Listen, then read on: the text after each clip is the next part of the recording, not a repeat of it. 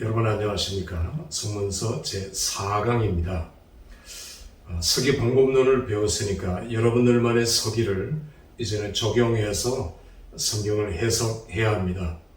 일일이 제가 어떤 장절을 다 해석하기보다는 물론 시간 관계상 여러분들의 서기 방법론들을 만들어가면서 제일 중요한 건 역사적 배경이라 했죠. 역사적 배경은 선택이 아니라 필수예요. 이거 반드시 해야 해요. 자, 룻기만 보면 룻기는 기록자가 누구냐, 또 어느 시대냐, 이런 것들이 배경이겠죠. 사사가 치리하던 시대 이렇게 나옵니다. 그러면 사사시대라는 건데, 물론 유대교의 전승은 사무엘이 기록자예요. 자, 사무엘 때 이런 일이 일어난 건 아닙니다. 그 이전에 일어났겠죠. 그러면 언제 일이 일어났을까? 사사시대 언제일까? 처음 사사는 온니엘이고요. 온니엘. 그 다음에 에훗. 2대 사사. 그 에훗 때에 그 모압 왕의 공격으로 18년 동안 그들은 노예가 된 적이 있었어요. 그때가 모압의 지배를 받던 유일한 시대입니다. 그 시기로 추측할 수 있어요. 사사시대 초기. 그래서 모압으로 이주하기도 쉬웠고, 그 전에는 원수였으니까 모압으로 이주할 수가 없고 거기서 여기로 올 수도 없는 거죠. 또 하나는 이제 여리고 성을 함락시킬 때에 그 정탐꾼 2명 중에 한 명의 이름이 살몬이지 않습니까? 살몬. 이 살몬이 유다 지파의 차세대 리더죠. 그러나 살몬은 자기의 모든 것들을 내려놓고 베들레헴 땅, 베들레헴은 그 당시 산간 벽지고요. 그러는 산골에 들어가서 땅을 분배받고 거기서 라합과 함께 살게 됩니다. 그리고 자식을 낳는데 그 자식이 보아스죠. 보아스. 물론 어떤 신학자들은 사무엘 시대를 위로 올려가지고 이 기간이 300년 정도 되고 이제 그 누가 누구를 낳고, 물론 그거는 이제 아들을 얘기하는 것이 아니에요. 자손으로 해석을 할 수도 있고요. 그러나 또 누가 누구를 낳고를 그대로 우리가 받아들일 때도 있고요. 인정할 때도 있고, 부모와 자식 간에 그 역사적인 해석을 해야 되니까. 그러나 사무엘 시대 때는 모압하고의 관계가 없었거든요. 역시 원수지간이었고. 그러니까 사사기의 초기고, 사사기의 초기 때에 이런 그 언약 관계가 잘 정립이 안 됐을 때에 그 하나님의 언약적 저주가 맹렬하게 그 심판되어졌을 때 점점 언약을 어겼다 했지요. 그러나 처음에는 언약을 어긴 자에 대한 언약적 저주가 반드시 이루어졌을 때에 초기 때라고 우리가 보는 것이 훨씬 더 설득력이 있지요. 또 이 그 보아스는 자기 어머니의 비밀에 대해서 알고 있었죠. 자기 어머니가 여리고 성에 술집을 경영했던 천한 여인, 이방 여인이라는 것을 알고요.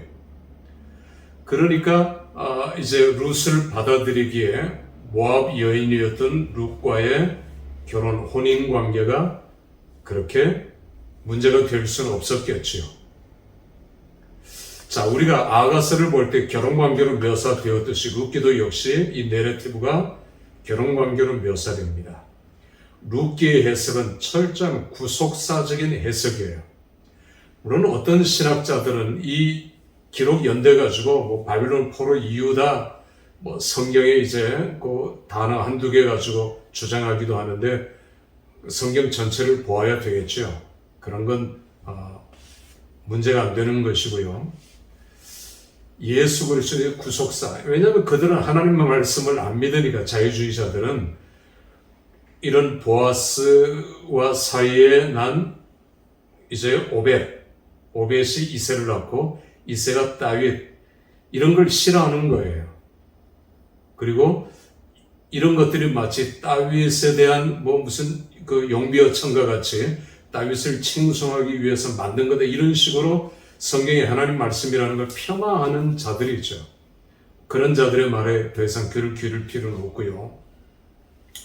자, 구속사적인 의미, 다윗이 태어나지 않았다면 예수 그리스도는 오시지 않았을 것이고요. 또 이런 이방 여인 라합이나 그리고 룩 같은 이방 여인을 통해서 오시는 메시아, 구속사적인 우리를 구원하시는 하나님의 구원 관계에 대한 것이 이 내러티브의 가장 중요한 것이라는 것을 우리가 이해하고 내러티브에서 구속자적인 해석으로 다가가야 할 겁니다. 자, 이제 우리는 1장부터 들어가도록 하겠습니다. 여러분, 엘리멜렉이라는 사람이 제일 먼저 등장합니다. 유다 지파입니다. 유다 지파. 베들레헴 땅을 이제 받았으니까. 그런데 이 사람은 흉년이 오자 다른 사람들은 다 그 땅을 떠나지 않았죠. 레위기 25장 말씀같이 이 땅을 사거나 팔거나 남한테 양도하는 것은 이건 언약을 파기하는 거예요. 이건 무서운 죄죠. 그렇게 하지 않았습니다. 굶어 죽을지언정. 나봇도 그랬거든요. 그래서 죽음으로써 자기 땅을 지킨 사람이 나봇이었지 않습니까? 그런데 엘리멜렉은 주저없이 3인칭 단수에 그가 그러니까 엘리멜렉이 주도한 겁니다. 가족들을 데리고 모압 땅으로 이주했어요. 자, 모압 땅 지도를 잠깐 그려보면 여기 이제 야르논 강이 있어요. 야르논 강. 이스라엘 사람들, 요르단 사람들은 리틀 그랜드 캐년이라고 얘기합니다. 그러나 저는 그랜드 캐년을 가 보았거든요. 거기에 비하면 이건 조적 지열이죠. 어쨌건 이제 강 폭이 12km에 달하는 요르단 이스라엘에 있어서 가장 큰 골짜기예요. 야르논 강은 이제 흐른다, 아주 맹렬하게 흐른다라는 뜻이 있는데 이 강폭이 12km가 되는 굉장히 이건 국경이 된 거죠. 국경이 되어서 여기가 모압이에요. 모압. 이제 여기는 이제 암몬 경계선이 이렇게 됐죠. 여기는 에돔. 자, 그런데 여기는 암몬 땅도 아니고 모압 땅도 아니고 트랜스 요르단 지역인데 여기를 모압의 평지 혹은 모압의 골짜기라고 불러요. 그래서 이스라엘 백성들이 여기도 마찬가지입니다. 모압의 골짜기, 모압의 평지라고 부르거든요. 여기 누보산에서 모압 언약을 체결할 때 그러니까 모압 땅이 아닌데도 모압이라고 하는 이유가 모압의 평지 이렇게 불렸다는 걸 우리가 이해해야 돼요. 자, 그래서 이 모압에서 야르논 강을 건너 베들레헴, 예루살렘, 이 베들레헴으로 다시 돌아오게 되죠. 갈 때도 물론 이렇게 건너갔고요. 그러니까 룻은 나오미를 따라, 나오미는 며느리에게 하나님의 언약에 대해서, 믿음에 대해서 다 설명해 주었습니다. 당연히 설명해 주었을 거죠. 그러니 따라왔죠. 그러나 오르바는 야르논 강을 건너지 않았어요. 자기 족속 따라오다가 고향 민족에게로 돌아갔다 했죠. 우리도 하나님 앞에 갈 때 우리 앞에 야르논 강이 있습니다. 이 강을 건너야 돼요. 힘든 이 12km의 골짜기를 룻은 건넜어요. 내 어머니 이런 표현을 썼죠. 자, 이 나오미의 남편 엘리멜렉은 자기의 고집을 부려서 모압으로 이주했고, 그런데 모압 땅에 오히려 흉년이 들었고 여기는 오히려 풍년이 들었고, 거꾸로. 이걸 언약적 저주라 하죠. 언약을 어긴 자에게 주시는 언약적 저주가 이들에게 임한 겁니다. 그래서 남편이 죽고 두 아들도 자식이 없이 10년 만에 죽고 며느리 하나는 돌아가고 룻 이 거리를 오는 동안 옷, 의복, 신발 다 떨어졌을 것이고 거지가 됐을 것이고 그들은 그렇게 해서 자기들의 고향으로 돌아옵니다. 10년 만에. 나오미는 영어로 joy거든요. joy, 기쁨이란 뜻입니다. 마을 사람들이 다 몰려와서 네가 나오미냐? 네가 기쁨이냐? 나오미가 말합니다. 나를 나오미로 부르지 말고 뭐라 하라? 말하라 하랍니다. 말아 쓰다. 나는 인생에 쓴 경험을 했다. 하나님께서 나를 치셨다. 그러나 나는 다시 돌아왔다. 이게 나오미거든요. 하나님 나를 치셨지만 여러분 아까도 얘기했지만 여러 가지 시험 중에 시편에 하나님 나를 관역 삼아서 어두운 데서 계속 나를 쏘아대는 욥도 그런 고백을 하죠. 정말 그 견디기가 어렵죠. 왜 하나님께서, 왜 하나님이 나를, 왜 하나님이 내게 이런 시련을, 왜 하나님 내 것을 다 앗아가시고. 그러나 나오미는 이 단계를 뛰어넘고 돌아옵니다. 그리고 나오미는 적극적으로 고엘을 찾아요. 고엘. 신명기 25장, 레위기 25장에 나오는 고엘은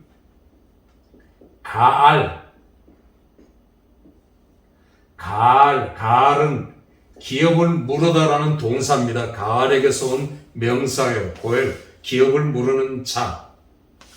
그러니까 이 가알은, 자, 첫째는 복수자로서의 복수를 해줘요. 보복을 해주는 의미에서의 고엘이에요. 고엘. 복수. 두 번째는 내 모든 재산을 다 이제 탕감해주고 복귀를 시켜줘요. 복귀. 다윗이 무비보셋을 찾아서 요나단의 아들 다 복권시켜주죠. 고엘로서요. 자, 세 번째는 그 채무, 빚을 다 갚아줘요. 빚을 다 갚아주는 의미에서의 고엘이에요. 그런데 제일 중요한 거는 수원이에요. 수원. 내게 자식이 없어요. 그런데 가장 가까운 내 친족이 고엘이 되는 것은 수원의 의미가 있어요. 강해요. 그래서 자녀를 낳아줘요. 그리고 계대를 잇게 해요. 이게 수원제도입니다. 여러분 수원제도를 윤리적 측면에서 접근하려고 하지 말고 헤세드의 의미에서 접근해야 돼요. 그래서 이 룻기의 주제 단어는 고엘과 헤세드예요. 계속 헤세드라는 단어가 반복됩니다. 룻은 나보다 더 불쌍한 시어머니 나오미에게 우리말로 선대라고 번역했지만 헤세드입니다. 헤세드를 베풀었어요. 그 헤세드를 베푼 룻에게 하나님께서 헤세드를 베푸시는 장면이 수원제도예요. 수원제도. 룻 생각 안 했죠. 그러나 나오미는 돌아와서 내 고엘이 누구냐? 고엘을 찾게 되는 겁니다. 나의 고엘이 누구냐? 자, 또 땅을 이제 다 물러주는 여러분 그 에레미야서에 보면은 조카 하나멜이 찾아와서 아스돗 예루살렘 북서쪽 한 5km 위에 있는 그 아나돗에 있는 제사장 마을 거기에 땅이 있는데 이 조카가 그 땅을 에레미야 보고 사라 그러죠. 아니 저게 수정이 이미 떨어졌는데 그 땅을 사라. 이게 말이 되냐? 그런데 에레미야는 그 땅을 삽니다. 왜? 고엘로서예요. 고엘이라는 단어가 안 나왔지만 에레미야는 나는 언약법을 하나님의 말씀을 선지자로서 지키겠다. 하나님이 그걸 시험하고 있는 걸 아니까 나 지키겠다. 나 고엘로서 지키겠다는 걸 보여주고 있는 장면이거든요. 그게 고엘입니다.